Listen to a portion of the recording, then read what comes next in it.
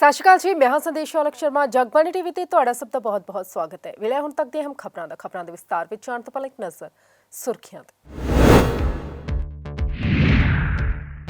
Kartarpur corridor ਖੁੱਲ੍ਹਦਿਆਂ ਹੀ CM Channi ਦਾ ਐਲਾਨ, 18 ਨਵੰਬਰ ਨੂੰ ਪੂਰੀ Punjab cabinet ਦੇ ਨਾਲ ਜਾਣਗੇ ਪਾਕਿਸਤਾਨ। 1.5 ਮਹੀਨੇ ਬਾਅਦ ਕਾਂਗਰਸ ਭਵਨ ਪਹੁੰਚੇ ਸਿੱਧੂ, ਇਸਤੀਫਾ ਵਾਪਸ ਲੈਣ ਤੋਂ ਬਾਅਦ ਹੁਣ ਆਫਿਸ ਦਾ ਚਾਰਜ ਸੰਭਾਲਿਆ। ਰਾਸ਼ਟਰਪਤੀ ਰਾਮਨਾਥ ਕੋਵਿੰਦ ਪਹੁੰਚੇ ਚੰਡੀਗੜ੍ਹ, ਪੰਜਾਬ ਹਰਿਆਣਾ ਦੇ ਗਵਰਨਰ ਅਤੇ ਹਰਿਆਣਾ ਦੇ ਮੁੱਖ ਮੰਤਰੀ ਖੱਟਰ ਨੇ ਕੀਤਾ ਸਵਾਗਤ। ਤੇ ਹੁਣ ਖਬਰਾਂ ਵਿਸਤਾਰ ਨਾਲ। ਖਬਰਾਂ ਦੀ ਸ਼ੁਰੂਆਤ ਦੇ ਵਿੱਚ ਸਭ ਤੋਂ ਪਹਿਲਾਂ ਗੱਲ ਕਰਦੇ ਹਾਂ ਕਰਤਾਰਪੁਰ ਕੋਰੀਡੋਰ ਦੀ। ਤਾਂ ਤੁਹਾਨੂੰ ਦੱਸ ਦਈਏ ਕਿ 18 ਨਵੰਬਰ ਨੂੰ ਕਰਤਾਰਪੁਰ ਕੋਰੀਡੋਰ ਖੁੱਲ੍ਹਣਗੇ, ਉਸ ਤੋਂ ਪਹਿਲਾਂ ਹੀ ਬਿਆਨਬਾਜ਼ੀ ਵੀ ਸ਼ੁਰੂ ਹੋ ਗਈ ਹੈ। ਉਹਦੇ 'ਚ ਗੱਲ ਕੀਤੀ ਜਾਵੇ ਪੰਜਾਬ ਦੇ ਮੁੱਖ ਮੰਤਰੀ ਚਰਨਜੀਤ ਸਿੰਘ ਚੰਨੀ ਦੀ, ਤਾਂ ਉਹਨਾਂ ਨੇ ਪਹਿਲਾਂ ਤਾਂ ਪ੍ਰਧਾਨ ਮੰਤਰੀ ਨਰਿੰਦਰ ਮੋਦੀ ਦਾ ਧੰਨਵਾਦ ਕੀਤਾ ਤੇ ਉਸ ਤੋਂ ਬਾਅਦ ਇੱਕ ਵੱਡਾ ਐਲਾਨ ਕੀਤਾ। बहुत ही बड़ी गिनती ਦੇ ਵਿੱਚ जुड़ी साध संगत जी, परम सत्कारयोग सरदार संतोख सिंह रंधावा जी की बरसी मना रही साध संगत, वाहिगुरू जी का खालसा वाहिगुरू जी की फतेह। मौत एक अटल सच्चाई है, आखिर एक न एक दिन इसने हर किसी को अपने स्कंजे जकड़ना, लेकिन कुछ लोग दुनिया दे विच आके कुछ ऐसे काम कर जाते हैं, कुछ इस तरीके दे नाल विचरते हैं, कुछ इस तरीके का मिलवर्तन रखते हैं, कुछ इस तरीके का अपना आचरण रखते हैं कि उन्होंने बहुत लंबे समय तक याद रखा जाता है कि उन्हों दी बरसियां मनाई जाती। तो अजिहे ही एक व्यक्ति, जिन्होंने एक संस्था भी कहा जा सकता है, जिन्होंने अपनी जिंदगी दे विच गुरु की सिक्खी पल्ले रखी, जिन्हों ने अपनी जिंदगी दे विच एक अच्छा आचरण पल्ले रखा, जिन्हों ने गरीब दे नाल खड़ के उसकी मदद की है, जिन्हों ने ईमानदारी पल्ले रखी है, जिन्हों ने अपने चिट्टी पग नूं ओदी पवित्रता कायम रखी है, दाग नहीं लगन दिता, जेड़े लोगों के विच हरमन प्यारे रहे, जिन्होंने अपनी पार्टी को कभी धोखा नहीं दिता, जिन्होंने अपनी पार्टी को बुलंदियां वाल लेके गए। अजिही महान शख्सियत सरदार संतोख सिंह रंधावा जी ने बरसी के मौके मैनू अज बोलने का मौका मिल रहा है। मैं अपने आप को धनभागी समझ रहा कि एक अजिहे कांग्रेसी, अजिहे शख्सियत के बरसी के मौके मैनू उन्होंने अकीदा पेश करने का मौका मिल रहा है, उन्होंने सत्कार पेश करने का मौका मिल रहा है, जिन्होंने अपनी पूरी जिंदगी उन्होंने जिंदगी फरोड़ी है, तो चंगियाई लभदी, ज्ञान मिलता है, अपने आप को बल मिलता है।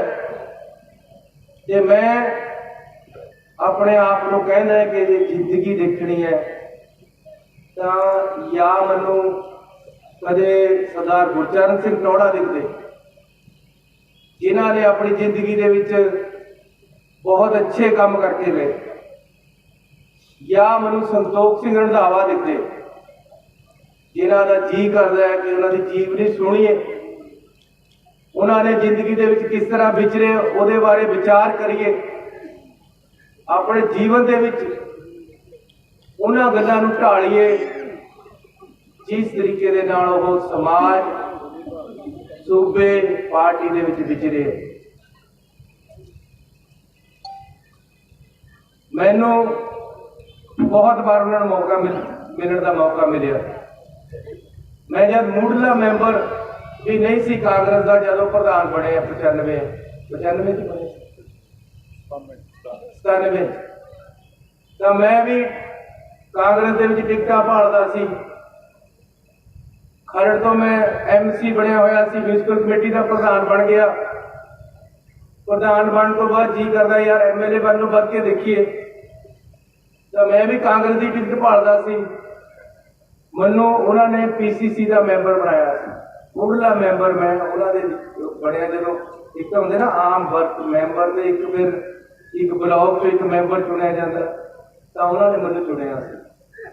इस करके मैं बड़ा प्यार और सत्कार के नाल जुड़िया होया। यार हम कितने लभ रही नहीं, वो पजामियां जिस तरह दी पाते सी, जिस तरह की उन्होंने शख्सियत सी, जिस तरह का उन्होंने स्वरूप सी, जिस तरह की उन्होंने सोच सी, वो सोचा अज लभदियां। मेरी रात जाट घुमड़ा की हस्पताल जाना पाया। मैं रात का ही सोच रहा कि मिस ना हो जाए। इस तरह के मौके जिंदगी के कदे कदे मिलते कि एडे बड़े एक शख्सियत को बतौर मुख्यमंत्री सत्कार पे करना हो। सत्कारयोग वीरों, सरदार सुखजिंदर सिंह रंधावा ने अपने पिता की पग की पवित्रता को, अपने पिता की चिट्टी पग को दाग नहीं लगन दिता। उसकी शोभा को अगे लेके गए।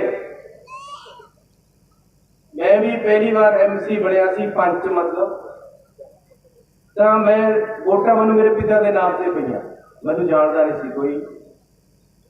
इस तरह सुखजिंदर सिंह रंधावा को भी पहला तुसी सारिया ने इस इलाके के लोगों ने उन्होंने पिता करके चुनिया, लेकिन दूई बार फिर बंदे का अपना किरदार भी विच जुड़ जाता है। वो किस तरह विचरता है, वो भी विच जुड़ जाता है। सरदार सुखजिंदर सिंह रंधावा भी अपने पिता की शख्सियत तो प्रभावित होकर उन्होंने मुताबिक ही पूरे आ रहे। अज मेरे को इंटैलीजेंस भी है, CID भी है, जी मैं गल्लां दसदी थोड़े इलाके क्या हो रहा मैं पता लगता है। मैं लोग भी मिलते हैं, मैं सुखजिंदर सिंह रंधावा के अफसर भी आके दसते, इन्हों के कर्मचारी भी आके दसते। एक भी पंजाब च बंदा अजिहा नहीं मैं मिलिया ना तुहानूं मिलेगा जिहड़ा कहे सुखजिंदर सिंह रंधावा कदे करप्शन या पैसे बारे सोच नहीं सकता।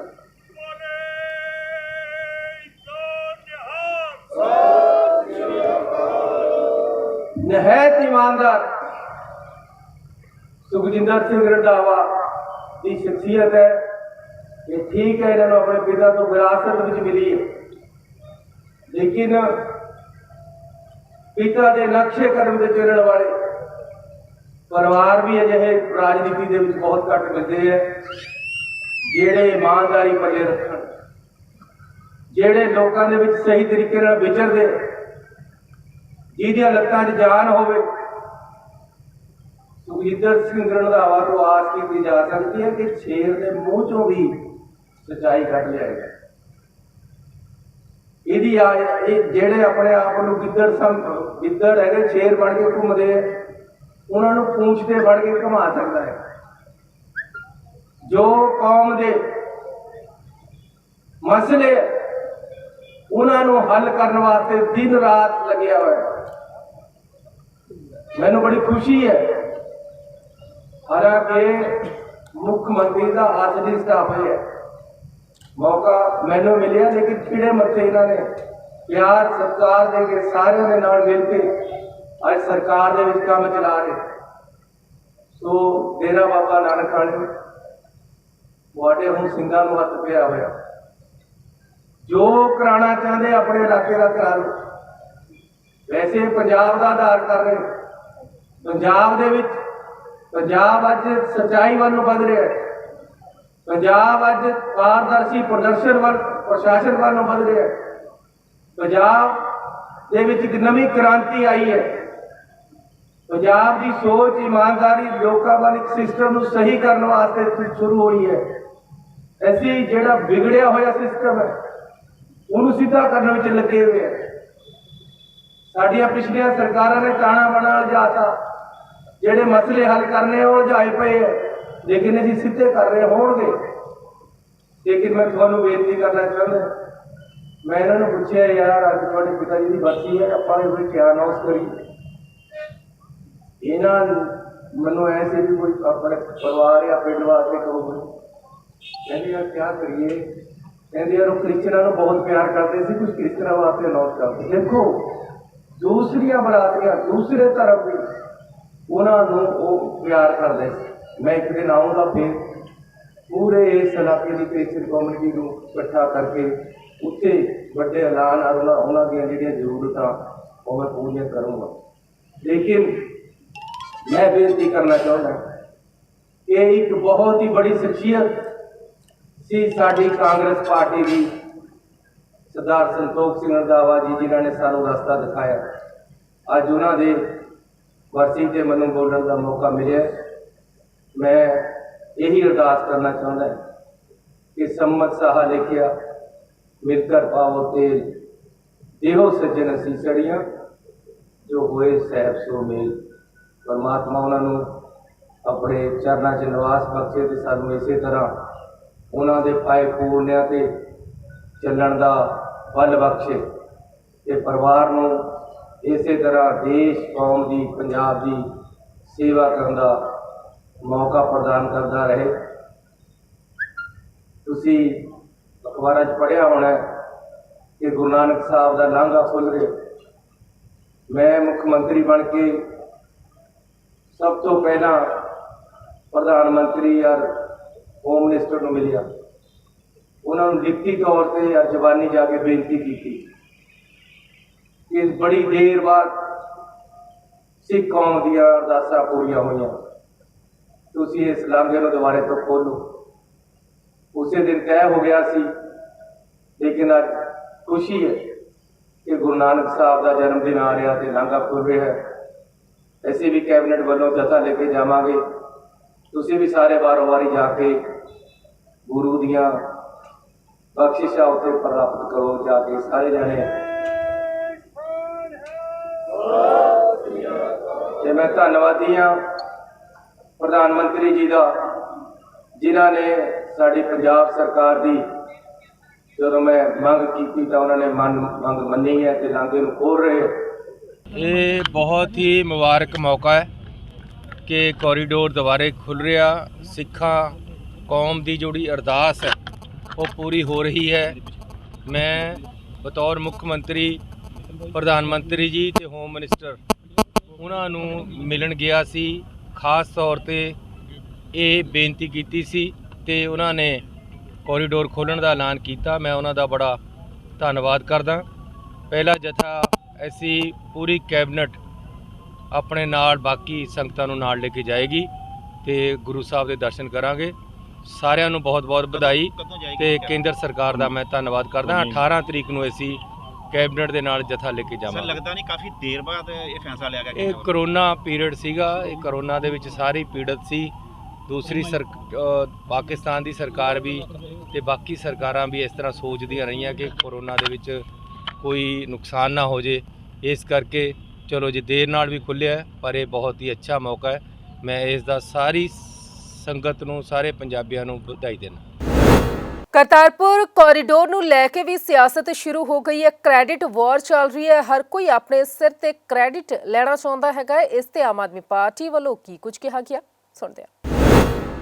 हर एक व्यक्ति उस पवित्र स्थान को नतमस्तक होना चाहता है। जो पहले भी हम लोगों को मौका मिला था तब भी हम लोग सब वहाँ पे नतमस्तक होके आए थे। कोविड की वजह से पिछले समय में बंद जरूर हो गया था, लेकिन अब अगर दोबारा खोलते तो मैं समझता हूँ इससे खुशी की बात और क्या है। जो लाखों नानक नाम लेवा संजते हैं वो इसकी लंबे समय से इंतजार कर रहे थे, हम वेलकम करते हैं।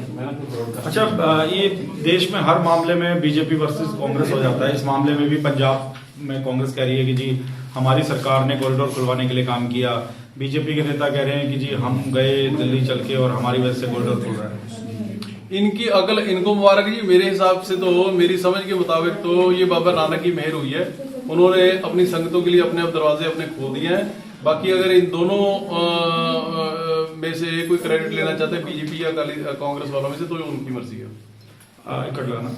एक सर, ये पंजाब सरकार जो कानून ला रही है पंजाबियों को नौकरी में आरक्षण देने का, इसको कैसे देखते हैं? देखिए, ऐसा है कि हम लंबे समय से कहते आ रहे हैं कि जब तक एम्प्लॉयमेंट जनरेशन, जॉब जनरेशन नहीं होगी, तब तक पंजाब की इकोनॉमी, पंजाब का नौजवान बचेगा नहीं। लेकिन साथ में कड़वा सच ये भी है कि आज 1.5 लाख स्टूडेंट जो है वो आईएलटीएस करके बाहर निकल जाता है, पीछे 30,000 करोड़ चला जाता है। ये कानून बनाने की जरूरत ही नहीं पड़नी थी अगर पंजाब सरकार ने जॉब क्रिएशन के लिए, इंडस्ट्री एस्टेब्लिशमेंट के लिए अगर माहौल पॉजिटिव रखा होता, पॉजिटिव सर्जा होता। मैं पूछना चाहता हूं इनको कि आप प्राइवेट नौकरियों में तो आज 45 लाख जो है वर्कर बाहर की स्टेटों से आके यहाँ पे काम करता है। इनकेस अगर वो चला जाता है तो इंडस्ट्री कैसे चलेगी? इंडस्ट्री नहीं चलेगी तो इकोनॉमी कैसे चलेगी स्टेट की? पंजाब के लोगों को स्किल डेवलपमेंट के लिए इन्होंने क्या अपना मेजर अडॉप्ट किए? आज तक कुछ नहीं किया, खुद कुछ नहीं किया, और कानून ऐसे बनाते हैं सिर्फ वोटें लेने के लिए। मैं साथ ही ये भी पूछना चाहता हूं कि आप प्राइवेट सेक्टर को तो छोड़ो, पिछले समय में अकाली दल की सरकार में, इस सरकार में भी सरकारी नौकरियां जो थी वो पंजाब के लड़कों को छोड़ के, चाहे पुलिस है, चाहे टीचर है, चाहे पटवारी है, चाहे बिजली बोर्ड है, पंजाब वालों को छोड़ के इन्होंने राजस्थान, हरियाणा, यूपी, वहां पे इनके लीडरों ने पैसे ले के उनको नौकरियां बांट दी। उनका तो पहले कुछ कर लो। पंजाब की ब्यूरोक्रेसी में आज कितने आईएएस, कितने आईपीएस बाहर के हैं जी? मेरे कहने का मतलब ये है कि ऐसे आप, इसका मतलब तो इंडिया नाम की कोई चीज ही नहीं रहेगा, फिर तो यूनाइटेड स्टेट्स ऑफ अमेरिका जैसे, फिर तो यूनाइटेड स्टेट्स ऑफ इंडिया हो जाएगा अगर हर कोई इस तरीके के फैसले करने लगे। मैं ये कहता हूं कि जो मुकाबला है वो इस चीज का होना चाहिए, पॉजिटिव और कंस्ट्रक्टिव मुकाबला इस चीज का होना चाहिए कि कौन सी स्टेट ज्यादा जॉब अपॉर्चुनिटीज जनरेट करने की, क्रिएट करने की पॉजिटिव रेस होनी चाहिए कि हाँ भैया हम इंडस्ट्री लगा रहे हैं, हम इंडस्ट्री को ये इंसेंटिव दे रहे हैं, वहां पे इतने हजार या इतने लाख बंदा काम करेगा। वो माहौल जो है वो होना चाहिए, वो सर्जरी रहे। और दूसरी तरफ जो नौजवान स्टूडेंट हैं यहाँ के, जो यूथ है वो बाहर को जा रहे हैं। आप खिलाफ है इस फैसले के? आप मेरी बात नहीं समझे। आप खिलाफ, या अगर तो पंजाबियों को नौकरी देने की बात है तो मैं हक में हूं, लेकिन मैं इस हक में नहीं हूं कि आप वो कानून बना दो कि जिससे पंजाबी बच्चा तो यहाँ, पंजाबी यूथ तो यहाँ पे रुके ना, जो इंडस्ट्री चल रही है वो भाग जाए, तो बचेगा हमारे पास क्या? Please try to differentiate. हमेशा मीडिया का या लोगों का सवाल हाँ में या नाम ही नहीं होना चाहिए, किसी चीज का लॉजिक होता है। मैं नौकरियों के हक में हूं, पंजाबियों को मिलनी चाहिए, लेकिन इनका उनको नौकरियां देने का तरीका गलत है। तरीका इस करके गलत है क्योंकि माहौल यहां पे पॉजिटिव और कंस्ट्रक्टिव होना चाहिए, जॉब जनरेशन होनी चाहिए, स्किल लेबर की डेवलपमेंट होनी चाहिए, वो तो ये करते नहीं है। नहीं, यूपी और बिहार के जो लोग यहाँ रहते हैं वो जलंधर में, लुधियाना में विरोध कर रहे हैं इसका। तो मैं, देखिए, वो कर रहे हैं या नहीं कर रहे हैं मेरे को नहीं पता। मैं तो ये सोच रहा हूं, ये देख रहा हूं कि पंजाबियों को पहल होनी चाहिए, लेकिन अगर इन केस वो एक पर्टिकुलर वर्कफोर्स अगर नहीं मिलती तो फिर क्या दूसरा बंदा आ सकता है कि नहीं आ सकता? मैं आपको पूछता हूं, आज जितना यूएस में, कनाडा में जितना ट्रक ड्राइविंग का काम है, ट्रकिंग का काम है, वो सारा पंजाबियों के पास है क्योंकि वो हमारी एक्सपर्टीज है। आज जितना वहां पे लिकर स्टोर चलाने का काम है वो हमारे पंजाबियों के पास है क्योंकि वो एक्सपर्टीज हमारी है। आज बेंगलोर में आधे पंजाबी जो हैं वो हमारे आईटी प्रोफेशनल्स हैं क्योंकि वो हमारी स्ट्रेंथ है। क्या वो लोग वापस भेज देंगे? क्या वो लोग भी वापस आएंगे? So please let's be clear, election सिर पे है, इस करके हम पॉपुलिज्म के वादे करके या बयानबाजियां करके हम पंजाब को नहीं बचा पाएंगे। पंजाब 3 महीने के लिए नहीं है, पंजाब के बारे में सोचा जाना चाहिए आगे आने वाले 30, 40, 50 साल के लिए, और ये फैसला उस डायरेक्शन में इनका सही नहीं है। ਅਮਨ ਜੀ, ਲਾਸਟ ਸਵਾਲ ਹੈ। ਡਾਕਟਰ ਦਲਜੀਤ ਚੀਮਾ ਨੇ ਕਿਹਾ ਕਿ ਕੇਜਰੀਵਾਲ ਦੋਹਰਾ ਚਿਹਰਾ ਅਪਣਾਉਂਦੇ ਨੇ ਆਪਣਾ। ਜਦੋਂ ਪੰਜਾਬ 'ਚ ਜਾਂਦੇ ਨੇ, ਪੰਜਾਬ ਦੇ ਵਿੱਚ ਕਿਸਾਨਾਂ ਦੇ ਲਈ ਪੰਜਾਬੀ ਦਾ ਚਿਹਰਾ ਦਿਖਾਉਂਦੇ ਨੇ, ਤੇ ਜਦੋਂ ਦਿੱਲੀ ਜਾਂਦੇ ਨੇ, ਕਿਹਦੇ ਬਾਰੇ? ਸੌਰੀ, ਦੁਬਾਰਾ ਬੋਲੇ। ਡਾਕਟਰ ਦਲਜੀਤ ਚੀਮਾ ਨੇ ਕੇਜਰੀਵਾਲ ਬਾਰੇ ਕਿਹਾ ਜਦੋਂ ਐਸਸੀ ਨੇ, ਸੁਪਰੀਮ ਕੋਰਟ ਨੇ ਆਪਣਾ ਆਰਡਰ ਕੀਤਾ ਕਿ ਪਰਾਲੀ ਨੂੰ ਲੈ ਕੇ, ਪਰਾਲੀ ਦੇ ਕਰਕੇ ਜਿਹੜਾ ਪੰਜਾਬ ਦੇ ਵਿੱਚ ਪ੍ਰਦੂਸ਼ਣ ਹੈਗਾ ਜਾਂ ਦਿੱਲੀ ਦੇ ਵਿੱਚ ਜਾਂਦਾ ਵਾ, ਉਹਨਾਂ ਚੀਜ਼ਾਂ ਨੂੰ ਲੈ ਕੇ ਡਾਕਟਰ ਦਲਜੀਤ ਚੀਮਾ ਨੇ ਕਿਹਾ ਸੀਗਾ ਕਿ ਵੀ ਕੇਜਰੀਵਾਲ ਦਾ ਦੋਹਰਾ ਚਿਹਰਾ ਵਾ, ਪੰਜਾਬ ਦੇ ਵਿੱਚ ਪੰਜਾਬੀਆਂ ਦੇ ਬਣ ਜਾਂਦੇ ਨੇ, ਉੱਥੇ ਜਾ ਕੇ ਜੋ ਦਿੱਲੀ ਚਲੇ ਜਾਂਦੇ ਨੇ ਤੇ ਪੰਜਾਬੀਆਂ ਦੇ ਖਿਲਾਫ ਬੋਲਦੇ ਨੇ। ਦੇਖੋ ਸਰ, ਦਲਜੀਤ ਸਿੰਘ ਚੀਮਾ ਨੂੰ ਨਾ ਫੋਬੀਆ ਹੋਇਆ ਹੈ ਅਰਵਿੰਦ ਕੇਜਰੀਵਾਲ ਦੇ ਨਾਮ ਦਾ। ਮੈਂ ਉਹਨਾਂ ਨੂੰ ਪੁੱਛਣਾ ਚਾਹੁੰਦਾ ਕਿ 10 ਸਾਲ ਤੁਹਾਡੀ ਮੋਦੀ ਵਾਲੀ ਸਰਕਾਰ ਰਹੇਗੀ, ਤੁਸੀਂ ਕੀ ਸਾਧਨ ਅਡਾਪਟ ਕੀਤੇ ਕਿ ਪੋਲਿਊਸ਼ਨ ਕੰਟਰੋਲ ਹੋ ਜਾਏ? ਕੱਖ ਨਹੀਂ ਕੀਤਾ ਹੈਗਾ। ਆਖਰ ਨੂੰ ਜੇ ਕਿਤੇ ਵੀ ਪੋਲਿਊਸ਼ਨ ਹੁੰਦੀ ਹੈ, ਜੇ ਭਾਈ ਸਾਹਿਬ ਕਮਰੇ ਦੇ ਵਿੱਚ ਪੋਲਿਊਸ਼ਨ ਹੈ, ਤੁਸੀਂ ਉਸ ਕੋਨੇ 'ਚ ਬੈਠੇ ਹੋ, ਤਾਂ ਨਹੀਂ ਇਕੱਲੇ ਤੁਹਾਨੂੰ ਤਕਲੀਫ ਹੋ ਰਹੀ ਉਹਦੀ ਗੱਡੀ ਵੀ ਤਾਂ ਮਿਲੀ। ਸੋਲਿਊਸ਼ਨ ਵੱਲ ਚੱਲਣਾ ਚਾਹੀਦਾ ਹੈ। ਕੌਣ ਕੀ ਕਹਿੰਦਾ, ਕੌਣ ਕੀ ਨਹੀਂ ਕਹਿੰਦਾ ਹੈਗਾ, ਇਹ ਮੈਟਰ ਨਹੀਂ ਕਰਦਾ ਹੈਗਾ। ਆ ਜਿਹੜਾ ਤੁਸੀਂ ਹੁਣ ਮਸਲੇ ਦੀ ਗੱਲ ਕਰਦੇ ਹੋ, ਸੁਪਰੀਮ ਕੋਰਟ ਦਾ ਆਪ ਤੇ ਦੋ ਅਲੱਗ-ਅਲੱਗ ਸਟੈਂਡ ਨੇ। ਇੱਕ ਜਿਹੜਾ ਤੇ ਕਮਿਸ਼ਨ ਬਣਿਆ ਹੋਇਆ, ਉਹ ਕਹਿੰਦੇ 30 ਤੋਂ 40% ਹੁੰਦਾ, ਇੱਕ ਪਾਸੇ ਉਹ ਕਹਿੰਦੇ ਨੇ 4 ਤੋਂ 10% ਹੁੰਦਾ। ਸਵਾਲ ਇਹ ਨਹੀਂ ਹੈ ਕਿ ਕਿੰਨਾ ਹੁੰਦਾ ਹੈ, ਮੈਂ ਕਹਿੰਦਾ ਜਿੰਨਾ ਵੀ ਹੁੰਦਾ ਉੱਥੇ ਤਾਂ ਦਿੱਲੀ ਦਾ ਬਾਅਦ ਪਹੁੰਚਦਾ ਹੈ। ਜੇ ਸਪੋਜ਼ ਪੰਜਾਬ ਦੇ ਵਿੱਚ ਪੋਲਿਊਸ਼ਨ ਹੁੰਦੀ ਹੈ ਤਾਂ ਪਹਿਲਾਂ ਉਹਦਾ ਨੁਕਸਾਨ ਕਿਹਨੂੰ ਹੁੰਦਾ? ਤੁਹਾਨੂੰ, ਮੈਨੂੰ, ਪੰਜਾਬ ਦੇ ਕਿਸਾਨਾਂ ਨੂੰ। ਕੀ ਉਹ ਵਿਚਾਰਾ ਖੁਸ਼ੀ ਨਾਲ ਪੋਲਿਊਸ਼ਨ ਕਰਦਾ? ਨਹੀਂ ਕਰਦਾ ਹੈਗਾ। ਉਹਨੂੰ ਹੱਲ ਕਿਹਨੇ ਦੇਣਾ ਸੀਗਾ? ਸਰਕਾਰ ਨੇ ਦੇਣਾ ਸੀਗਾ। ਪਿਛਲੇ ਦਿਨਾਂ ਦੇ ਵਿੱਚ ਮੈਂ ਮੁੱਖ ਮੰਤਰੀ ਚੰਨੀ ਸਾਹਿਬ ਨੂੰ ਚਿੱਠੀ ਲਿਖੀ। ਪੰਜਾਬ ਦੇ ਕਿਸਾਨਾਂ ਨੇ, ਇੰਡੀਵਿਜੂਅਲ ਫਾਰਮਰਸ ਨੇ ਤੇ CSCs ਜਿਹੜੇ ਬਣੇ ਨੇ ਇਹ ਸੰਦ ਦੇਣ ਵਾਸਤੇ, ਸਟਬਲ ਬਰਨਿੰਗ ਨੂੰ ਰੋਕਣ ਵਾਸਤੇ, 1,65,000 ਸੰਦਾਂ ਦੀ ਮੰਗ ਕੀਤੀ ਹੈ ਤਕਰੀਬਨ 61,000 ਕਿਸਾਨਾਂ ਨੇ। ਤੇ ਮਨਜ਼ੂਰ ਕਿੰਨੇ ਕੀਤੇ ਨੇ ਪੰਜਾਬ ਸਰਕਾਰ ਨੇ, ਮੋਦੀ ਵਾਲੀ ਨੇ? 25,000 ਸੰਦ 8,000 ਕਿਸਾਨਾਂ ਦੇ, ਜਿਨ੍ਹਾਂ ਵਿੱਚੋਂ ਪਹੁੰਚੇ ਨੇ ਸਿਰਫ 25,000 ਮਨਜ਼ੂਰ ਕਰਨ ਦੇ ਵਿੱਚੋਂ ਪਹੁੰਚੇ ਨੇ ਕਿਸਾਨਾਂ ਤੱਕ ਮਹਿਜ਼ 8,000। 346 ਕਰੋੜ ਦੀ ਸਬਸਿਡੀ ਹੈ ਜਿਹੜੀ ਉਹ ਪਈ ਹੈ। ਖਰਚੀ ਕਿੰਨੀ ਹੈ ਸਰਕਾਰ ਨੇ? 10 ਮਹੀਨੇ ਟੱਪ ਗਏ ਇਸ ਸਾਲ ਦੇ 106 ਕਰੋੜ, 240 ਕਰੋੜ ਰੁਪਏ ਹਜੇ ਪਿਆ। ਪੈਸਾ ਹੈਗਾ, ਲੋਕ ਮੰਗ ਰਹੇ ਨੇ, ਪਰ ਸਰਕਾਰ ਦੇ ਨਹੀਂ ਰਹੀ। ਕੌਣ ਜ਼ਿੰਮੇਵਾਰ ਹੈ? ਮੇਰੇ ਕਹਿਣ ਦਾ ਮਤਲਬ ਹੈ ਚੀਮਾ ਸਾਹਿਬ ਨੂੰ ਕਿ ਚੀਮਾ ਸਾਹਿਬ, ਤੁਹਾਡੀਆਂ ਜਿਹੜੀਆਂ ਇਹ ਬਿਆਨਬਾਜ਼ੀਆਂ ਨੇ ਨਾ, ਇਹਨਾਂ ਨੂੰ ਕੋਈ ਸੀਰੀਅਸਲੀ ਨਹੀਂ ਲੈਂਦਾ ਹੈਗਾ। ਤੱਥਾਂ ਦੇ ਆਧਾਰ ਤੇ, ਫੈਕਟਸ ਦੇ ਆਧਾਰ ਤੇ ਗੱਲ ਕਰਿਆ ਕਰੋ, ਤਾਂ ਲੋਕ ਸੁਣਦੇ ਨੇ। ਨਹੀਂ ਐਵੇਂ ਹੁਣ ਤਾਂ ਕਹੇ ਜੇ ਅਕਾਲੀ ਦਲ ਦੇ ਲੀਡਰਾਂ ਬਾਰੇ ਲੋਕ ਸ਼ਬਦ ਵਰਤਣ ਲੱਗੇ। I don't want to say that. Navjot Singh Sidhu ਨੇ ਆਪਣੀ ਨਾਰਾਜ਼ਗੀ ਦੇ ਚੱਲਦਿਆਂ ਆਪਣੇ ਅਹੁਦੇ ਤੋਂ ਅਸਤੀਫਾ ਦੇ ਦਿੱਤਾ ਸੀ ਤੇ ਹੁਣ ਤੁਹਾਨੂੰ ਦੱਸ ਦਈਏ ਕਿ ਅਸਤੀਫਾ ਵਾਪਸ ਲੈਣ ਤੋਂ ਬਾਅਦ ਉਹ ਕਾਂਗਰਸ ਭਵਨ ਪਹੁੰਚੇ ਅਤੇ ਆਪਣਾ ਚਾਰਜ ਸੰਭਾਲ ਲਿਆ।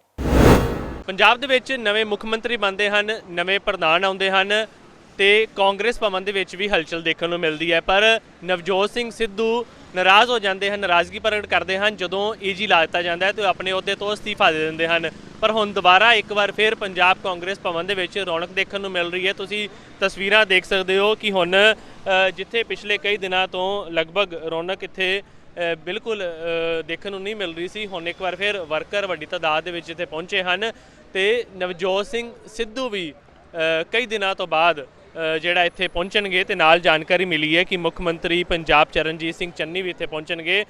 ਗੱਲਬਾਤ ਕਰਦੇ ਹਾਂ GS ਬਾਲੀ ਸਾਡੇ ਨਾਲ। ਬਾਲੀ ਸਾਹਿਬ, ਰੌਣਕ ਜਿਹੜੀ ਸੀ ਬਿਲਕੁਲ ਹੁਣ ਦੁਬਾਰਾ ਵਾਪਸ ਆ ਗਈ ਹੈ। ਸਿੱਧੂ ਸਾਹਿਬ ਵੀ ਪਹੁੰਚ ਰਹੇ ਨੇ? ਜੀ ਬਿਲकुल जल्दी पहुँच रहे हैं इन चंडीगढ़ ने। तो मेरा ख्याल है कि जल्दी मुख्यमंत्री जी भी आ रहे हैं, हरीश चौधरी जी भी आ रहे हैं और सिद्धू साहब भी आ रहे हैं, कांग्रेस प्रेसिडेंट ने सर। ਕਈ ਦਿਨਾਂ ਤੋਂ ਪਹਿਲਾਂ ਤਾਂ ਬਿਸਤਰੇ ਵੀ ਲਾਤੇ ਸੀ ਇੱਥੇ ਕਿ ਹਰ ਰੋਜ਼ ਇੱਥੇ ਬੈਠਾ ਕਰਾਂਗੇ। ਹੁਣ ਜਿਵੇਂ ਏਜੀ ਬਦਲਤਾ, ਮੰਨਿਆ ਜਾਵੇ ਨਾਰਾਜ਼ਗੀਆਂ ਦੂਰ ਹੋ ਗਈਆਂ ਨੇ। मेरा ख्याल है कि मुद्दਿਆਂ ਦੀ ਲੜਾਈ ਸੀ, ਉਹ ਮੁੱਦੇ ਹੱਲ ਹੋ ਗਏ ਨੇ ਤੇ ਮੈਨੂੰ ਇਹ ਲੱਗਦਾ ਹੈਗਾ ਵੀ ਜੇ ਮੁੱਦੇ ਹੱਲ ਹੋ ਗਏ ਨੇ ਤਾਂ ਫਿਰ ਕੋਈ ਇਹੋ ਜਿਹੀ ਗੱਲ ਨਹੀਂ, ਆਪਾਂ ਅਗਲੇ ਮੁੱਦੇ ਦੇਖੀਏ, ਆਪਾਂ ਅਗਲੀ ਗੱਲ ਕਰੀਏ। ਸਿੱਧੂ ਸਾਹਿਬ ਦੀ ਕੋਈ ਪਰਸਨਲ ਲੜਾਈ ਨਹੀਂ, ਕੋਈ ਇਹੋ ਜਿਹੀ ਗੱਲ ਨਹੀਂ। ਹੁਣ ਦੁਬਾਰਾ ਬਿਸਤਰੇ ਫਿਰ ਲੱਗ ਜਾਣਗੇ ਅੱਜ ਐਕਟਿਵ। ਵੀ ਨੇ ਤੇ ਕੱਲ ਵੀ ਨੇ ਤੇ ਰਹਿਣਗੇ। ਮਹਾਰਾਜ ਸੁੱਖ ਰੱਖੇ, ਹੁਣ ਚੱਲੇਗਾ ਸਿਸਟਮ। CM ਸਾਹਿਬ ਵੀ ਆਣਗੇ, ਉੱਦਾਂ ਸਾਂਭਣਗੇ ਹੁਣ ਦੁਬਾਰਾ ਕੀ ਗੱਲ? ਸਿੱਧੂ ਸਾਹਿਬ ਜਿਵੇਂ ਪ੍ਰੈਸ ਕਲੱਬ ਦੇ ਵਿੱਚ ਵੀ ਉਹਨਾਂ ਨੇ ਕਿਹਾ ਸੀ, ਜਦੋਂ ਪ੍ਰੈਸ ਕਾਨਫਰੰਸ ਕੀਤੀ ਸੀ ਕਿ ਜਦੋਂ ਏਜੀ ਜਿਹੜੇ ਬਦਲ ਜਾਣਗੇ ਜਾਂ ਜਿਹੜੀ ਮੇਰੀ ਗੱਲਾਂ ਉਹਨਾਂ ਨੇ ਕੀਤੀਆਂ ਸੀ ਉਸ ਤੋਂ ਬਾਅਦ ਮੈਂ ਆਪਣਾ ਅਹੁਦਾ ਸਾਂਭ ਲਾਂਗਾ। ਜਾਣਕਾਰੀ ਮਿਲ ਪਾ ਰਹੀ ਕਿ ਅੱਜ ਆਪਣਾ ਅਹੁਦਾ ਸਾਂਭਣਗੇ। ਮੈਨੂੰ ਇਹ ਲੱਗਦਾ ਉਹ ਅਹੁਦਾ ਤਾਂ ਪਹਿਲੇ ਵੀ ਉਹਨਾਂ ਕੋਲ ਸੀ ਤੇ ਅੱਜ ਵੀ ਹੈਗਾ, ਅੱਗੇ ਵੀ ਰਹੇਗਾ। ਮੈਂ ਤਾਂ ਹਾਂ, ਇਹ ਦੂਸਰੀ ਗੱਲ ਹੈ, ਉਹ ਤਾਂ ਉੱਥੇ ਵੀ ਕੰਮ ਕਰੀ ਜਾ ਰਹੇ ਸਨ, ਪਟਿਆਲਾ ਇੱਥੇ ਵੀ ਕੰਮ ਕਰੀ ਜਾ ਰਹੇ ਨੇ, ਅੰਮ੍ਰਿਤਸਰ ਵੀ ਕੰਮ ਕਰ ਰਹੇ ਨੇ ਤੇ ਕਾਂਗਰਸ ਅਸੀਂ ਲੋਕ ਤਾਂ ਸਾਰੇ ਮਿਲ ਹੀ ਰਹੇ ਹਾਂ, ਕੋਈ ਇਹੋ ਜਿਹੀ ਗੱਲ ਨਹੀਂ ਹੈ। ਇਸ ਤੋਂ ਇਲਾਵਾ ਕਰਤਾਰਪੁਰ ਕੋਰੀਡੋਰ ਦੇ ਲਾਂਘੇ ਦੀ ਖਬਰ ਵੀ ਤੁਹਾਨੂੰ ਮਿਲ ਗਈ ਹੋਣੀ ਹੈ। ਸਿੱਧੂ ਸਾਹਿਬ ਵੱਲੋਂ ਵੀ ਟਵੀਟ ਉਸ ਨੂੰ ਲੈ ਕੇ ਆ ਗਿਆ ਹੈ, ਤੁਹਾਡਾ ਕੀ ਕਹਿਣਾ ਇਸ ਬਾਰੇ? ਨਹੀਂ, ਬਹੁਤ ਅੱਛੀ ਗੱਲ ਹੈ ਅਗਰ ਖੁੱਲ ਰਿਹਾ। ਸਿਆਸਤ ਨਾ ਕਰੇ ਬੀਜੇਪੀ, ਅਸੀਂ ਸਿਰਫ ਇੰਨੀ ਗੱਲ ਕਹਾਂਗੇ, ਸਿਆਸਤ ਤੋਂ ਦੂਰ ਰਹੇ। ਲਾਂਘਾ ਖੁੱਲ੍ਹਣਾ ਮਹਾਰਾਜ ਪਿਤਾ ਪਰਮੇਸ਼ਰ ਦਾ, ਅਕਾਲ ਪੁਰਖ ਦਾ, ਬਹੁਤ ਅੱਛੀ ਗੱਲ ਹੈ। ਲੋਕ ਜਾਣ, ਅਰਦਾਨ ਪ੍ਰਦਾਨ ਕੰਟਰੀਆਂ 'ਚ ਹੋਵੇ, ਬਹੁਤ ਚੰਗੀ ਗੱਲ ਹੈ। ਮਗਰ ਬੀਜੇਪੀ ਅੱਜ ਇਸ ਗੱਲ ਦੀ ਸਿਆਸਤ ਕਰ ਰਹੀ ਹੈ, ਮਗਰ ਸ਼ਲਾਘਾ ਵੀ ਕਰ ਰਹੇ। ਅਗਰ ਕੋਈ ਗੱਲ ਖੁੱਲ੍ਹ ਰਹੀ ਹੈ, ਅਗਰ ਕੋਈ ਹੋ ਰਿਹਾ ਤਾਂ ਉਹ ਅੱਜ ਤੋਂ ਪਹਿਲੇ ਖੁੱਲ੍ਹਣਾ ਚਾਹੀਦਾ ਸੀ। ਅੱਜ ਖੁੱਲ ਰਿਹਾ ਤੇ 2022 ਨੂੰ ਦੇਖ ਕੇ ਖੁੱਲ ਰਿਹਾ। ਮਗਰ ਅਸੀਂ ਫਿਰ ਵੀ ਹੱਥ ਜੋੜ ਕੇ ਬੇਨਤੀ ਕਰਾਂਗੇ ਉਸ ਅਕਾਲ ਪੁਰਖ ਦੀ ਕਿ ਲੋਕ ਜਾਣ ਨਨਕਾਣਾ ਸਾਹਿਬ ਮਹਾਰਾਜ ਦੇ ਦਰਸ਼ਨ ਕਰਨ ਤੇ ਪ੍ਰਧਾਨ ਮੰਤਰੀ ਇਸ ਚੀਜ਼ ਨੂੰ ਪਹਿਲੇ ਕਰ ਦਿੰਦੇ ਤੇ ਬਹੁਤ ਵਧੀਆ ਸੀ। ਚਲੋ ਅੱਜ ਵੀ ਅਸੀਂ ਕਹਿੰਦੇ ਹਾਂ ਚੰਗਾ ਕੀਤਾ ਉਹਨਾਂ ਨੇ ਜੋ ਕੀਤਾ ਹੈ। ਬਿਲਕੁਲ ਤੁਸੀਂ ਇੱਕ ਵਾਰ ਫਿਰ ਤਸਵੀਰ ਦੇਖ ਲਵੋ। ਪੰਜਾਬ ਕਾਂਗਰਸ ਭਵਨ ਚੰਡੀਗੜ੍ਹ ਦੀ ਇਹ ਤਸਵੀਰ ਹੈ ਜਿੱਥੇ ਰੌਣਕਾਂ ਦੁਆਰਾ ਵਾਪਸ ਆਈਆਂ ਤੇ ਜਿਸ ਤਰੀਕੇ ਨਾਲ ਜਾਣਕਾਰੀ ਦਿੱਤੀ ਗਈ ਹੈ ਕਿ ਨਵਜੋਤ ਸਿੰਘ ਸਿੱਧੂ ਜਿਨ੍ਹਾਂ ਵੱਲੋਂ ਪਹਿਲਾਂ ਪੰਜਾਬ ਕਾਂਗਰਸ ਪਦ ਤੋਂ ਅਸਤੀਫਾ ਦੇ ਦਿੱਤਾ ਗਿਆ ਸੀ ਤੇ ਉਸ ਤੋਂ ਬਾਅਦ ਇਹਨਾਂ ਨੇ ਕਿਹਾ ਸੀ ਕਿ ਜਿਹੜੇ ਮੁੱਦੇ ਨੇ ਮੇਰੇ ਜਦੋਂ ਉਹ ਹੱਲ ਹੋਣਗੇ ਤਾਂ ਉਸ ਤੋਂ ਬਾਅਦ ਹੀ ਮੈਂ ਅਹੁਦਾ ਸੰਭਾਂਗਾ। ਤਾਂ ਤਸਵੀਰਾਂ ਆਪਣੇ ਆਪ ਦੇ ਵਿੱਚ ਤੁਸੀਂ ਦੇਖ ਸਕਦੇ ਹੋ ਤੇ ਖੁਦ ਮੁੱਖ ਮੰਤਰੀ ਚਰਨਜੀਤ ਸਿੰਘ ਚੰਨੀ ਵੀ ਇੱਥੇ ਪਹੁੰਚ ਰਹੇ ਹਨ। ਕਈ ਵਿਧਾਇਕ ਸਾਬਕਾ ਵਿਧਾਇਕ ਕਾਂਗਰਸ ਦੇ ਉਹ ਵੀ ਇੱਥੇ ਪਹੁੰਚ ਰਹੇ ਹਨ ਤੇ ਥੋੜ੍ਹੀ ਦੇਰ ਦੇ ਵਿੱਚ ਇੱਥੇ ਪਹੁੰਚ ਕੇ ਨਵਜੋਤ ਸਿੰਘ ਸਿੱਧੂ ਜਿਹੜਾ ਉਹ ਆਪਣਾ ਅਹੁਦਾ ਜਿਹੜਾ ਸਾਂਭਣਗੇ। ਪਰ ਵੱਡਾ ਸਵਾਲ ਇਹੀ ਰਹੇਗਾ ਕਿ ਜਿਹੜੇ ਮੁੱਦਿਆਂ ਦੀ ਉਹ ਗੱਲ ਕਰ ਰਹੇ ਹਨ ਕੀ ਪੂਰੇ ਤਰੀਕੇ ਨਾਲ ਮੁੱਦੇ ਹੱਲ ਹੋ ਗਏ ਹਨ ਜਾਂ ਤੁਸੀਂ ਇਹ ਤਸਵੀਰ ਦੇਖ ਵੀ ਸਕਦੇ ਹੋ ਕਿ ਕਿਸ ਤਰੀਕੇ ਦੇ ਨਾਲ ਇੱਥੇ ਲਗਾਤਾਰ ਜਿਹੜੇ ਹਨ ਲੀਡਰਸ ਜਿਹੜੇ ਹਨ ਉਹ ਇੱਥੇ ਪੁੱਜਦੇ ਹੋਏ ਨਜ਼ਰ ਆ ਰਹੇ ਹਨ। ਵਿਧਾਇਕ ਸਾਬਕਾ ਵਿਧਾਇਕ ਦੀਆਂ ਗੱਡੀਆਂ ਜਿਹੜੀਆਂ ਹਨ ਉਹ ਲਗਾਤਾਰ ਇੱਥੇ ਪੁੱਜ ਰਹੀਆਂ ਹਨ ਕਿਉਂਕਿ ਨਵਜੋਤ ਸਿੰਘ ਸਿੱਧੂ ਵੱਲੋਂ ਆਪਣਾ ਅੱਜ ਉਹਦਾ ਸਾਂਭਿਆ ਜਾਣਾ ਹੈ। ਤਾਂ ਨਵਜੋਤ ਸਿੰਘ ਸਿੱਧੂ ਦੀ ਗੱਡੀ ਹੈ 2368। ਤੁਸੀਂ ਦੇਖ ਸਕਦੇ ਹੋ ਕਿ ਨਵਜੋਤ ਸਿੰਘ ਸਿੱਧੂ ਇੱਥੇ ਦੁਬਾਰਾ ਪਹੁੰਚ ਚੁੱਕੇ ਹਨ। ਕਾਫੀ ਦੇਰ ਤੋਂ ਨਾਰਾਜ਼ ਸੀ, ਉਸ ਤੋਂ ਬਾਅਦ ਇੱਥੇ ਪਰਤ ਕੇ ਵਾਪਸ ਨਹੀਂ ਆਏ ਸਨ, ਪਰ ਅੱਜ ਉਹ ਦੁਬਾਰਾ ਵਾਪਸ ਆਏ ਹਨ ਤੇ ਉਹਨਾਂ ਦੇ ਨਾਲ ਹਰੀਸ਼ ਚੌਧਰੀ ਦੀ ਗੱਡੀ ਤੁਸੀਂ ਦੇਖ ਸਕਦੇ ਹੋ ਕਿ ਪਿੱਛੇ ਹਰੀਸ਼ ਚੌਧਰੀ ਦੀ ਵੀ ਗੱਡੀ ਹੈਗੀ ਹੈ, ਉਹ ਵੀ ਉਹਨਾਂ ਦੇ ਨਾਲ ਇੱਥੇ ਪੁੱਜੇ ਹਨ। ਯਾਨੀ ਕਿ ਮੰਨਿਆ ਜਾ ਸਕਦਾ ਹੈ ਕਿ ਇੱਕ ਵਾਰ ਫਿਰ ਜਿਹੜੀ ਹੈ ਨਾਰਾਜ਼ਗੀ ਵੀ ਦੂਰ ਹੋਈ ਹੈ। ਰੌਣਕਾਂ ਜਿਹੜੀਆਂ ਹਨ ਦੁਬਾਰਾ ਦੇਖਣ ਨੂੰ ਮਿਲ ਰਹੀਆਂ ਹਨ। ਤਾਂ ਨਵਜੋਤ ਸਿੰਘ ਸਿੱਧੂ ਤੁਸੀਂ ਦੇਖ ਸਕਦੇ ਹੋ ਕਿ ਫਿਲਹਾਲ ਇੱਥੇ ਪੁੱਜ ਗਏ ਹਨ ਤੇ ਦੁਬਾਰਾ ਉਹਨਾਂ ਵੱਲੋਂ ਅੱਜ ਉਹਦਾ ਸਾਂਭਿਆ ਜਾਵੇਗਾ।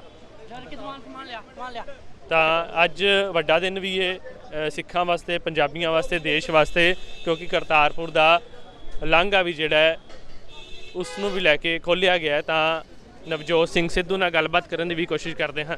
ਦੇਖੋ ਇੱਕ ਗੱਲ ਮੰਨ, ਟ੍ਰੇਡ ਖੁੱਲ੍ਹਾ ਹੈ। ਤੁਹਾਡੀ ਮੈਨੂੰ ਲੱਗਦਾ ਤੁਹਾਨੂੰ ਇਸ ਗੱਲ ਦਾ ਪਤਾ ਨਹੀਂ ਹੈ ਕਿ ਜਿਹੜਾ 34 ਦੇਸ਼ਾਂ ਨੂੰ ਉਜ਼ਬੇਕਿਸਤਾਨ, ਕਜ਼ਾਕਿਸਤਾਨ, ਅਰਮੇਨਿਸਤਾਨ ਉਹਦੀ ਨੋਟੀਫਿਕੇਸ਼ਨ ਹੋਈ ਹੋਈ ਹੈ, ਟ੍ਰੇਡ ਖੁੱਲ੍ਹਾ ਹੈ।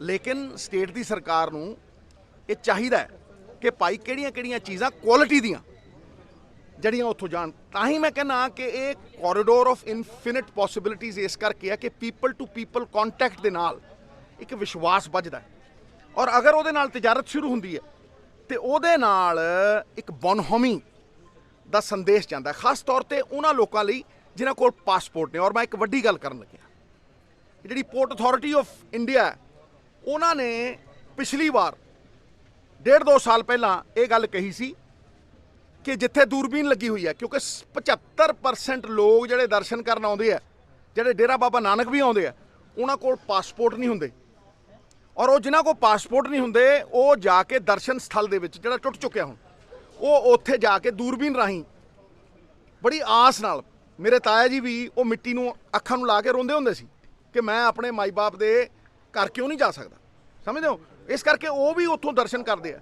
ਮੇਰੀ ਇਹ ਰਿਕੁਐਸਟ ਹੈ ਔਰ ਮੈਂ ਪਹਿਲਾਂ ਵੀ ਗਿਆ ਸੀ, ਅੱਜ ਤੋਂ 4-5 ਦਿਨ ਪਹਿਲਾਂ ਗਿਆ ਸੀਗਾ ਉੱਥੇ, ਉਦੋਂ ਵੀ ਮੈਂ ਕਿਹਾ ਸੀਗਾ ਕਿ ਜਿਹੜਾ ਉਹ ਦਰਸ਼ਨ ਸਥਲ ਹੈ ਉਹਦਾ ਇੱਕ 100 ਮੀਟਰ ਦਾ ਵੱਡਾ ਚਬੂਤਰਾ, ਜਿੱਥੇ ਬਹੁਤ ਹੀ ਅੱਛੀਆਂ ਦੂਰਬੀਨਾਂ ਤੇ 60 ਮੀਟਰ ਉੱਚਾ, ਇਹ ਪ੍ਰੋਮਿਸਡ ਹੈ, ਇਹ ਅਥਾਰਟੀ ਨੇ ਪ੍ਰੋਮਿਸ ਕੀਤਾ, ਉਹਨਾਂ ਦਾ ਕੋਈ ਟੈਂਡਰਾਂ ਦਾ ਚੱਕਰ ਹੈ। ਲੇਕਿਨ ਦੇਖੋ ਮੇਰੀ ਗੱਲ ਨੂੰ ਸੁਣੋ, ਜਿੰਨੀਆਂ ਸੁਵਿਧਾਵਾਂ ਦਿੱਤੀਆਂ ਜਾ ਸਕਣ, ਕਿਉਂਕਿ ਇੱਥੇ ਬੜੇ ਮਸਲੇ ਨੇ ਹੋਰ, ਮੈਂ ਉਹਨਾਂ 'ਚ ਨਹੀਂ ਜਾਣਾ ਚਾਹੁੰਦਾ। ਅੱਜ ਖੁਸ਼ੀ ਦਾ ਦਿਹਾੜਾ ਹੈ। ਵੇਖੋ ਮੈਂ ਇੱਕ ਨਿਮਾਣਾ ਸਿੱਖ ਹੋ ਕੇ ਅਪਲਾਈ ਜ਼ਰੂਰ ਕਰਾਂਗਾ। ਜੇ ਉਸ ਲਾਈਨ ਦੇ ਵਿੱਚ ਮੇਰਾ ਨੰਬਰ ਲੱਗਿਆ ਤੇ ਮੈਂ ਆਪਣੇ ਆਪ ਨੂੰ ਵਡਭਾਗੀ ਸਮਝਾਂ। ਮੇਰੀ ਗੱਲ ਨੂੰ ਸੁਣੋ, ਜਿੱਥੇ 13 ਤੋਲਿਆ ਗਿਆ ਉੱਥੇ ਮੇਰਾ ਕਿਉਂ? ਮੈਂ ਪਹਿਲਾਂ ਵੀ ਕਹਿਣਾ ਅਸੀਂ ਤੇ ਨੌਕਰ ਹਾਂ ਉਹਦੇ ਦਰ ਤੇ, ਸਮਝਦਾ। ਦੂਜੀ ਗੱਲ, ਇਹ ਮਤਲਬ 12 ਕਰੋੜ ਨਾਨਕ ਨਾਮ ਲੇਵਾ, ਉਹਨਾਂ ਦੀਆਂ ਦੁਆਵਾਂ ਤੇ ਅਸੰਖ ਹਰ ਧਰਮ ਦੇ ਬੰਦਿਆਂ ਦੀਆਂ ਜਿਹੜੀਆਂ ਦੁਆਵਾਂ ਨੇ, ਇਹ ਕ੍ਰੈਡਿਟ ਉਹਨਾਂ ਦਾ ਹੈ। ਤੁਸੀਂ ਦੇਖੋ ਅਰਦਾਸ ਜਦੋਂ ਹੁੰਦੀ ਹੈ ਉੱਥੇ ਅਰਦਾਸ 'ਚ ਸਭ ਤੋਂ ਪਹਿਲੀ ਗੱਲ ਵੀ ਖੁੱਲ੍ਹੇ ਦਰਸ਼ਨ ਦਿਦਾਰੇ ਦੇ ਵਿਛੜੇ ਗੁਰਧਾਮਾਂ ਦੇ। ਤੇ ਅੱਜ ਅਸੀਂ ਫੇਰ ਵਿਛੜ ਗਏ ਸੀ, ਚਾਹੇ ਕਰੋਨਾ ਕਾਲ 'ਚ ਵਿਛੜੇ ਸੀਗੇ ਔਰ ਲੰਬਾ ਅਰਸਾ ਹੋ ਗਿਆ ਸੀ। ਜਿਵੇਂ ਅਰਸੇ ਬਾਅਦ ਰੇਗਿਸਤਾਨ ਦੇ ਵਿੱਚ ਕਈ ਵਾਰ ਬੂੰਦਾਂ ਡਿੱਗਦੀਆਂ ਨੇ ਨਾ ਬਾਰਿਸ਼ ਦੀਆਂ, ਤੇ ਸੌਂਦੀ ਖੁਸ਼ਬੂ ਉੱਠਦੀ ਹੈ। ਅੱਜ ਯਾਰ ਸੌਂਦੀ ਖੁਸ਼ਬੂ ਦਾ ਆਨੰਦ ਮਾਣੋ। ਅੱਜ ਕਿਤੇ ਹੋਰ ਨਾ ਹਾਂਜੀ ਦੇਖੋ, ਮੈਂ ਇਹ ਗੱਲ ਕਹਿਣਾ ਕਿ ਬਾਬਾ ਨਾਨਕ ਸਾਹਿਬ ਦੇ ਭਾਈ ਲਾਲੋ, ਉਹਨਾਂ ਦਾ ਕਿੱਤਾ ਜਿਹੜਾ ਜਿਨ੍ਹਾਂ ਨੂੰ ਲੜ ਲਾ ਕੇ ਗਏ ਸੀ, ਉਹ ਵੀ ਅੱਜ ਸੜਕਾਂ ਤੇ ਨੇ। ਔਰ ਮੈਂ ਅੱਜ ਕੋਈ ਰਾਜਨੀਤੀ ਦੀ ਗੱਲ ਨਹੀਂ ਕਰਨਾ ਚਾਹੁੰਦਾ। ਤੇ ਜੇ ਉਹ ਕਾਨੂੰਨ ਵੇਖੋ ਨਾ, ਸਰਕਾਰ ਉਹ ਨਹੀਂ ਮੰਨਦੀ, ਚੁਣੇ ਨੁਮਾਇੰਦੇ ਨਹੀਂ ਮੰਨਦੇ, 3 ਕਰੋੜ ਪੰਜਾਬੀ ਨਹੀਂ ਮੰਨਦੇ, ਫਿਰ ਉਹ ਵੀ ਅਗਰ ਹੋ ਜੇ ਤੇ ਇਹ ਇੱਕ ਨਾਯਾਬ ਸਾਡੇ ਲਈ ਉਹ ਹੈ, ਕਿਉਂਕਿ 60% ਆਬਾਦੀ ਸੜਕਾਂ ਤੇ ਜੇ ਉਹ ਘਰ ਪਰਤ ਆਵੇ ਔਰ ਬਾਬੇ ਨਾਨਕ ਦੇ ਜਨਮ ਦਿਹਾੜੇ ਤੇ ਪਰਤ ਆਵੇ ਤੇ ਮੈਂ ਕਿਹਾ ਫਿਰ ਜੈ ਜੈਕਾਰ। ਤਾਂ ਨਵਜੋਤ ਸਿੰਘ ਸਿੱਧੂ ਨੂੰ ਤੁਸੀਂ ਸੁਣ ਰਹੇ ਸੀ, ਜਿਹੜੇ ਕਾਂਗਰਸ ਭਵਨ ਦੇ ਵਿੱਚ ਪਹੁੰਚੇ ਹਨ। ਉਹਨਾਂ ਨੇ ਖੁਸ਼ੀ ਜ਼ਾਹਰ ਕੀਤੀ ਹੈ ਕਰਤਾਰਪੁਰ ਲਾਂਘਾ ਖੁੱਲ੍ਹਣ ਦੇ ਲੈ ਕੇ, ਤੇ ਨਾਲ ਹੀ ਉਹਨਾਂ ਨੇ ਕਿਹਾ ਹੈ ਕਿ ਮੇਰੀ ਅਰਦਾਸ ਹੈ ਕਿ ਇਹ ਸਿਰਫ ਟੈਂਪਰੇਰੀ ਨਾ ਖੁੱਲ੍ਹੇ, ਹਮੇਸ਼ਾ ਰਹੀ ਖੁੱਲ੍ਹਿਆ ਰਵੇ। ਕੈਮਰਾਮੈਨ ਅਮਨ ਦੇ ਨਾਲ ਨਵੀਨ ਸੇਠੀ, ਪੰਜਾਬ ਕੇਸਰੀ, ਜਗਬਾਣੀ। ਉਧਰ ਚੰਡੀਗੜ੍ਹ ਦੇ ਵਿੱਚ ਬਰਡ ਪਾਰਕ ਦਾ ਉਦਘਾਟਨ ਕਰਨ ਦੇ ਲਈ ਰਾਸ਼ਟਰਪਤੀ ਰਾਮਨਾਥ ਕੋਵਿੰਦ ਪਹੁੰਚੇ। ਉਹਨਾਂ ਦਾ ਸਵਾਗਤ ਪੰਜਾਬ ਅਤੇ ਹਰਿਆਣਾ ਦੇ ਗਵਰਨਰ ਅਤੇ ਹਰਿਆਣਾ ਦੇ ਮੁੱਖ ਮੰਤਰੀ ਖੱਟੜ ਵੱਲੋਂ ਕੀਤਾ ਗਿਆ। ਇਸ ਦੌਰਾਨ ਸੁਰੱਖਿਆ ਦੇ ਪੂਰੇ ਬੰਦੋਬਸਤ ਕੀਤੇ ਗਏ। ਰਾਸ਼ਟਰਪਤੀ ਰਾਮਨਾਥ ਕੋਵਿੰਦ ਚੰਡੀਗੜ੍ਹ ਪਹੁੰਚੇ। ਚੰਡੀਗੜ੍ਹ ਪਹੁੰਚਣ ਤੇ ਪੰਜਾਬ ਦੇ ਗਵਰਨਰ ਵੱਲੋਂ ਵੀ ਸਵਾਗਤ ਕੀਤਾ ਗਿਆ ਤੇ ਹਰਿਆਣਾ ਦੇ ਮੁੱਖ ਮੰਤਰੀ ਵੱਲੋਂ ਵੀ ਉਹਨਾਂ ਦਾ ਸਵਾਗਤ ਕੀਤਾ ਗਿਆ। ਇਸ ਤੋਂ ਬਾਅਦ ਰਾਜ ਭਵਨ ਤੋਂ ਦੁਪਹਿਰ ਬਾਅਦ 4:30 ਵਜੇ ਪੰਜਾਬ ਇੰਜੀਨੀਅਰਿੰਗ ਕਾਲਜ ਗਏ। ਇਸ ਤੋਂ ਬਾਅਦ ਉਹਨਾਂ ਨੇ ਬਰਡ ਪਾਰਕ ਦਾ ਉਦਘਾਟਨ ਕੀਤਾ। ਉਧਰ ਆਪਣੀਆਂ ਮੰਗਾਂ ਨੂੰ ਲੈ ਕੇ ਨਰਸਾਂ ਵੱਲੋਂ ਵੀ ਲਗਾਤਾਰ ਪ੍ਰਦਰਸ਼ਨ ਕੀਤਾ ਜਾ ਰਿਹਾ ਹੈ ਤੇ ਇਸੇ ਪ੍ਰਦਰਸ਼ਨ ਨੂੰ ਹੋਰ ਤੇਜ਼ ਕਰਦਿਆਂ ਉਹ ਇੱਕ ਵਿਭਾਗ ਦੀ ਛੱਤ ਤੇ ਚੜ੍ਹ ਗਏ। ਨਰਸਾਂ ਦਾ ਕਹਿਣਾ ਕਿ ਜਿੰਨਾ ਸਮਾਂ ਇਹਨਾਂ ਦੀਆਂ ਮੰਗਾਂ ਮੰਨੀਆਂ ਨਹੀਂ ਜਾਣਗੀਆਂ, ਉਹਨਾਂ ਸਮਾਂ ਇਹ ਆਪਣਾ ਪ੍ਰਦਰਸ਼ਨ ਖਤਮ ਨਹੀਂ ਕਰਨਗੇ। ਰੈਗੂਲਰ ਕਰਨ ਦੀ ਮੰਗ ਨੂੰ ਲੈ ਕੇ ਨਰਸਾਂ ਨੇ ਆਪਣਾ ਰੋਸ ਮੁਜ਼ਾਹਰਾ ਹੋਰ ਤੇਜ਼ ਕਰ ਦਿੱਤਾ ਹੈ ਤੇ ਸੋਮਵਾਰ ਨੂੰ ਰੈਗੂਲਰ ਕਰਨ ਦੀ ਮੰਗ ਨੂੰ ਲੈ ਕੇ ਪੂਰੇ ਪੰਜਾਬ ਭਰ ਦੇ ਵਿੱਚ ਕੰਮ ਕਰ ਰਹੀਆਂ ਨਰਸਾਂ ਸੈਕਟਰ 34 ਦੇ ਵਿੱਚ ਪਰਿਵਾਰ ਕਲਿਆਣ ਵਿਭਾਗ ਦੀ ਛੱਤ ਉੱਤੇ ਚੜ੍ਹ ਗਈਆਂ ਸੀ। ਇਹਨਾਂ ਦਾ ਕਹਿਣਾ ਸੀ ਕਿ ਜਦੋਂ ਤੱਕ ਉਹਨਾਂ ਨੂੰ ਰੈਗੂਲਰ ਨਹੀਂ ਕੀਤਾ ਜਾਂਦਾ ਉਹ ਛੱਤ ਤੋਂ ਨਹੀਂ ਉਤਰਨਗੀਆਂ ਤੇ ਇਸ ਤੋਂ ਬਾਅਦ ਚੰਡੀਗੜ੍ਹ ਪੁਲਿਸ ਨੇ ਮੋਰਚਾ ਸੰਭਾਲਦੇ ਹੋਏ ਨਰਸਾਂ ਨੂੰ ਜ਼ਬਰਦਸਤੀ ਛੱਤ ਤੋਂ ਨੀਚੇ ਉਤਾਰ ਦਿੱਤਾ। ਹਾਲਾਂਕਿ ਇਸ ਤੋਂ ਬਾਅਦ ਵੀ ਨਰਸਾਂ ਦਾ ਇਹ ਰੋਸ ਮੁਜ਼ਾਹਰਾ ਘੱਟ ਨਹੀਂ ਹੋਇਆ ਤੇ ਸੈਕਟਰ 34 ਦੇ ਪਰਿਵਾਰ ਕਲਿਆਣ ਵਿਭਾਗ ਦੇ ਦਫ਼ਤਰ ਦੇ ਵਿੱਚ ਹੁਣ ਨਰਸਾਂ ਨੇ ਡੇਰਾ ਜਮਾ ਲਿਆ ਹੈ ਤੇ ਹਾਲ ਹੀ ਦੇ ਵਿੱਚ ਪੰਜਾਬ ਸਰਕਾਰ ਨੇ ਇਹ ਵੀ ਫੈਸਲਾ ਲਿਆ ਹੈ ਜਿਸ ਦੇ ਵਿੱਚ ਉਹਨਾਂ ਨੇ 36000 ਮੁਲਾਜ਼ਮਾਂ ਨੂੰ ਰੈਗੂਲਰ ਕਰਨ ਦੀ ਗੱਲ ਆਖੀ ਹੈ। ਲੇਕਿਨ ਅਜੇ ਨਰਸਾਂ ਦਾ ਕਹਿਣਾ ਹੈ ਕਿ ਇਹਨਾਂ 36000 ਮੁਲਾਜ਼ਮਾਂ ਦੇ ਵਿੱਚ ਉਹਨਾਂ ਨੂੰ ਪੱਕਾ ਨਹੀਂ ਕੀਤਾ ਜਾ ਰਿਹਾ ਤੇ ਪੰਜਾਬ ਸਰਕਾਰ ਦਾ ਕਹਿਣਾ ਹੈ ਕਿ ਉਹ ਕੇਂਦਰ ਦੇ ਅਧੀਨ ਆਉਂਦੇ ਨੇ। ਸਰ ਛੱਤ ਤੇ ਇਸ ਕਰਕੇ ਚੜੇ ਆ ਅਸੀਂ ਕਿ ਜਦ ਅਸੀਂ ਬਾਰ-ਬਾਰ ਸਟ੍ਰਾਈਕ ਦਾ ਲਿਖ ਕੇ ਦੇ ਰਹੇ ਆ ਤੇ ਸਾਡੀ ਗੱਲ ਇਹ ਡਾਇਰੈਕਟਰ ਦਫ਼ਤਰੋਂ ਹੀ ਉੱਪਰ ਜਾਏਗੀ, ਹੈਲਥ ਮਿਨਿਸਟਰ ਤੱਕ ਉੱਪਰ ਜਾਏਗੀ ਕਿ ਕੁੜੀਆਂ ਨੇ ਕੰਮ ਛੱਡਿਆ ਹੋਇਆ ਵਾ, ਉਹ ਇੱਥੇ ਬੈਠੀਆਂ ਨੇ। ਇੱਥੇ ਅਸੀਂ ਬੈਠ ਗਏ ਆ, ਸਾਡੀ ਕੋਈ ਵੀ ਇੱਥੇ ਸੁਣਵਾਈ ਨਹੀਂ, ਕਿਸੇ ਨੇ ਸਾਨੂੰ ਪੁੱਛਿਆ ਨਹੀਂ ਆ। ਇਸ ਕਰਕੇ ਕੁੜੀਆਂ ਦਾ ਬਹੁਤ ਕੁੜੀਆਂ ਦੇ ਵਿੱਚ ਗੁੱਸਾ ਸੀ ਕਿ ਅਸੀਂ ਬਾਰ-ਬਾਰ ਆਪਣੇ ਛੋਟੇ-ਛੋਟੇ ਬੱਚੇ ਛੱਡ ਕੇ ਇੱਥੇ ਆ ਕੇ ਬੈਠਦੇ ਆ ਤੇ ਸਾਡੀ ਸੁਣਵਾਈ ਨਹੀਂ ਹੁੰਦੀ। ਕੁੜੀਆਂ ਦੇ ਵਿੱਚ ਬਹੁਤ ਗੁੱਸਾ ਸੀ, ਇੱਥੋਂ ਤੱਕ ਕਿ ਸਾਡੀਆਂ 2 ਕੁੜੀਆਂ ਸੀਗੀਆਂ ਕਿ ਜਿਹੜਾ ਉਹ ਆਪਣਾ ਕਹਿ ਰਹੀਆਂ ਸੀ ਕਿ ਜੇਕਰ ਇਹਨਾਂ ਨੇ ਸਾਡੀ ਕੋਈ ਗੱਲ ਨਾ ਮੰਨੀ, ਸਾਨੂੰ ਮੀਟਿੰਗ ਵਿੱਚ ਨਾ ਬੁਲਾਇਆ ਤਾਂ ਅਸੀਂ ਉੱਤੋਂ ਛੱਤ ਤੋਂ ਛਾਲ ਮਾਰ ਕੇ ਤੇ ਜਿਹੜੀ ਸੁਸਾਈਡ ਕਰ ਲਾਂਗੇ। ਇਹਨਾਂ ਨਰਸਾਂ ਦਾ ਕਹਿਣਾ ਹੈ ਕਿ ਉਹਨਾਂ ਨੂੰ 15-15 ਸਾਲ ਹੋ ਗਏ ਨੇ ਤੇ ਉਹ ਕੰਟਰੈਕਟ ਤੇ ਕੰਮ ਕਰ ਰਹੇ ਨੇ ਤੇ ਪੰਜਾਬ ਸਰਕਾਰ ਸਾਰੇ ਮੁਲਾਜ਼ਮਾਂ ਨੂੰ ਪੱਕਾ ਕਰਨ ਦੀ ਗੱਲ ਆਖ ਰਹੀ ਹੈ, ਲੇਕਿਨ ਉਹਨਾਂ ਨੂੰ ਪੱਕਾ ਨਹੀਂ ਕੀਤਾ ਜਾ ਰਿਹਾ, ਜਦਕਿ ਉਹਨਾਂ ਨੇ ਕੋਰੋਨਾ ਕਾਲ ਦੇ ਵਿੱਚ ਆਪਣੀ ਜਾਨ ਤੱਕ ਦੀ ਪਰਵਾਹ ਨਾ ਕਰਦੇ ਹੋਏ ਲੋਕਾਂ ਦੀ ਸੇਵਾ ਕੀਤੀ। सर जब कोरोना का दौर था तब कोई भी लोग बाहर नहीं निकल रहे थे, सिर्फ एक हम नर्सेज हमारा ही डिपार्टमेंट था जो लोगों के घर घर जाकर उनके टेस्ट करते थे, घर घर जाकर उनको सेवाएं देते थे। अगर कोरोना पॉजिटिव हो जाता था तब हम ही उठाकर उसको हॉस्पिटल लेके जाते थे, उसकी केयर करते थे, 14 दिन को आइसोलेट करते थे, तब भी हम ही उनके घर पे रहते थे। अगर पेशेंट का संस्कार डेथ हो जाती थी ना तो बॉडी का संस्कार करने के लिए भी हमारी लड़कियाँ जाती थी। हमने हमारे पास अभी भी स्नैप्स हैं, हमने लोगों के संस्कार भी करवाए हैं उनके जिनकी डेथ हो जाती थी। उनका पेरेंट घर का नहीं कोई होता था, सिर्फ हम होते थे। उस समय सर हमने 24 आवर्स ड्यूटियाँ की हैं और कोई भी नहीं होता था, सिर्फ हमारी लड़कियां ही वहाँ पे ड्यूटी करने के लिए होती थी। और सर अभी देखो हमें सरकार क्या दे रही है, 10-10, 15-15 हज़ार रुपये दे रही है। 15 हज़ार से कैसे गुजारा होगा सर? हमारे भी बच्चे हैं, हमने भी बच्चों का पालन पोषण करना है, तो 10-15 हज़ार से हमारा कैसे गुजारा होगा? हमको 14 साल हो गए, 15 साल सर इस जॉब में आई हुई। 15 साल से हम उतनी ही तनख्वाह पे काम कर रहे हैं, 12-13 हज़ार पे। 12-13 हज़ार से हम अपने बच्चों को कैसे पढ़ाएं, कैसे लिखाएं, कैसे घर का खर्चा चलाएं? और सारा खर्चा जो मतलब कि फ़ोटोस्टेट का होता है और जो जिसकी ज़रूरत हमें अपने हेल्थ डिपार्टमेंट के लिए पड़ती है, वो हमारा सारा खर्चा हम अपनी जेब से करते हैं सर। और 12-13 हज़ार हमको सैलरी मिलती है, उसमें 4-5 हज़ार हमारी स्कूटरी का खर्चा आ जाता है और कुछ हमारा खर्चा फ़ोटोस्टेट कॉपियों में निकल जाता है। हमें क्या बचता है? 2-3 हज़ार से हम घर का खर्चा कैसे चला पाएंगे सर? हमारी सरकार से यही बेनती है कि हमारे ऊपर थोड़ा सा ध्यान दे। हमारी हाथ बांध के उनको रिक्वेस्ट है कि सर प्लीज़ हमारी बात सुनो, हमको रेगुलर करो। हम और कुछ नहीं चाहते, हम चाहते हैं कि हमें भी सरकार रेगुलर सेवाएं दे। हम भी उनके बराबर ही काम करते हैं, उससे ज़्यादा काम करते हैं सरकार जो हमारे बराबर। कोरोना के समय आपने कई महीने बच्चों की शक्ल तक नहीं मिली। बिल्कुल सर, बिल्कुल ये बात झूठी नहीं है। जब कोरोना का दौर चल रहा था, हमने 3-4 मंथ सर तक हम अपने घरों तक नहीं गए थे। हमने 15 दिन 24 आवर्स ड्यूटी की है गाँव में। जिन गाँव में हमारी ड्यूटी लग जाती थी, लोग डरते थे। हम लोगों को मोटिवेट करने के लिए घर घर जाते थे सर उनके। हमने संस्कार किए, जो जब किसी की डेथ हो जाती थी ना, संस्कार करने के लिए हम ही जाते थे लोगों का। हम सरकार से सर हमारी हाथ मान के उनको यही बेनती है कि प्लीज़ हमारे ऊपर थोड़ा सा ध्यान दो, हमें रेगुलर करो, हमें कम से कम उनके बराबर का स्केल तो दो। ਜਗਬਾਣੀ ਟੀਵੀ ਲਈ ਚੰਡੀਗੜ੍ਹ ਤੋਂ ਕੁਲਦੀਪ ਕੁਮਾਰ ਦੀ ਰਿਪੋਰਟ।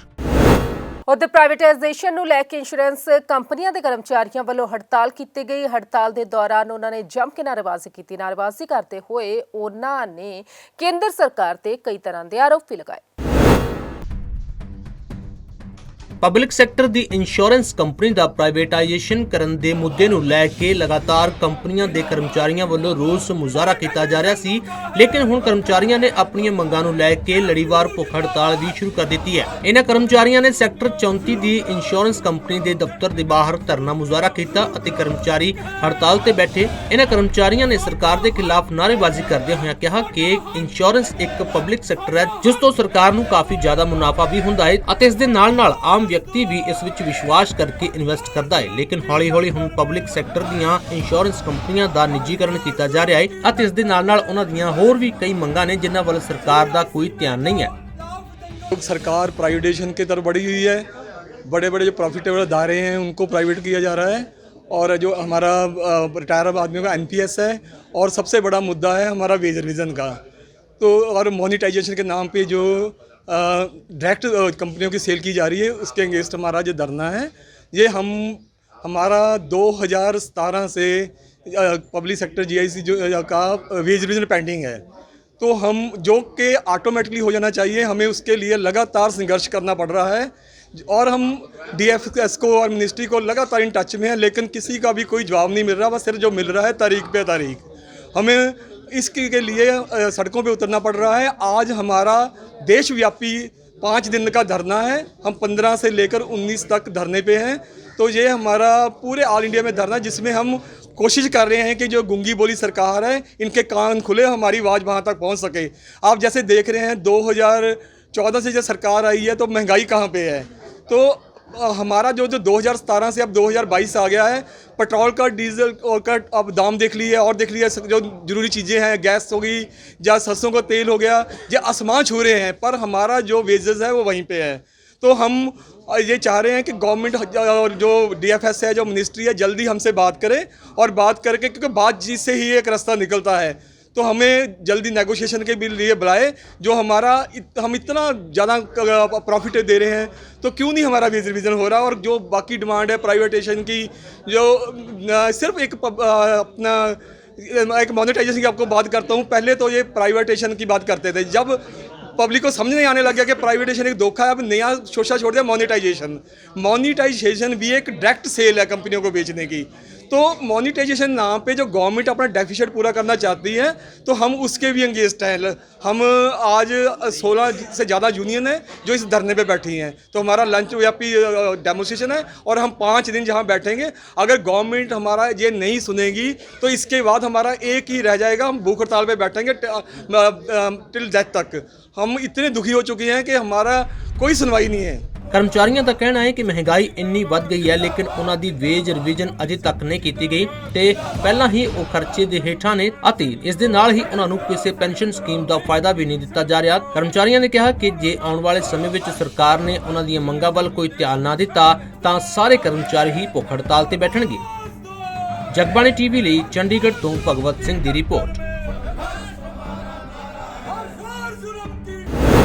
रुख मौसम का कर लेने तो हुण ठंडक वधदी ही जा रही है। ठंड का एहसास ज़्यादा होने लग पिया है। तापमान की जो गल की जाए तो वध तापमान अज 26.8 डिग्री सैल्सियस तो घट्टो घट्ट तापमान 9.9 डिग्री सैल्सियस दर्ज किया गया। तो अज दे इस बुलेटिन दे विच बस इन्ना ही, फिर होवेगी मुलाकात। सत श्री अकाल।